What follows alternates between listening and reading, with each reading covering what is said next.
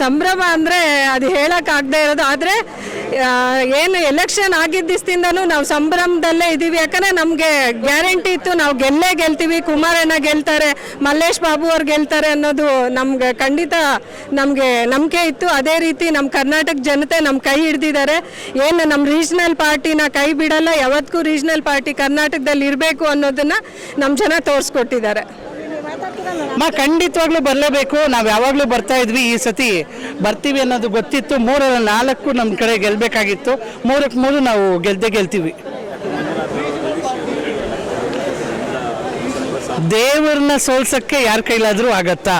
ಆ ಥರ ನಮ್ಮ ಮಂಜುನಾಥ್ ಸರು ಅವ್ರು ಎಷ್ಟೋ ಜನಗಳಿಗೆ ದೇವ್ರನ್ನ ಯಾರೂ ಸೋಲ್ಸೋಕ್ಕಾಗಲ್ಲ.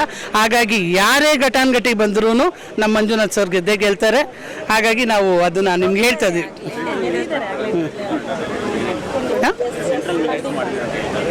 ಖಂಡಿತವಾಗ್ಲೂ ಮಾಡ್ತಾರೆ. ಎಲ್ಲರೂ ಸಚಿವರಾಗೇ ಆಗ್ತಾರೆ. ರೈತರಿಗೆ ಸಾಲ ಮನ್ನಾದ ವಿಚಾರವಾಗಲಿ, ರೈತರಿಗೆ ಬೇಕಾದ ಎಲ್ಲ ಒಂದು ಮಾಡಿಕೊಡ್ತಾರೆ.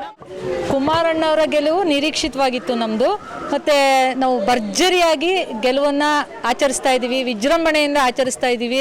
ಮಹಿಳಾ ಕಾರ್ಯಕರ್ತರು ಇರ್ಬೋದು, ಮಹಿಳಾ ಅಧ್ಯಕ್ಷರು ಇರ್ಬೋದು, ನಮ್ಮ ಸಿಟಿ ಅಧ್ಯಕ್ಷರು ರಮೇಶ್ ಗೌಡ್ರು ಇರ್ಬೋದು, ಶೈಲಾ ಮೇಡಮ್ ಇರ್ಬೋದು, ಎಲ್ಲರೂ ಕೂಡ ನಮ್ಮ ಮಹಿಳಾ ಕಾರ್ಯಕರ್ತರು ಎಲ್ಲ ಮುಖಂಡರುಗಳು ಇವತ್ತು ಕುಮಾರಣ್ಣನಿಗೆ ಆರತಿ ಎತ್ತಿ ನಮ್ಮ ಪಾರ್ಟಿ ಆಫೀಸ್ ಒಳಗೆ ಕರ್ಕೊಂಡು ಇವತ್ತು ವಿಜೃಂಭಣೆಯಿಂದ ನಾವು ಸೆಲೆಬ್ರೇಷನ್ ಮಾಡ್ತಾ ಇದ್ದೀವಿ.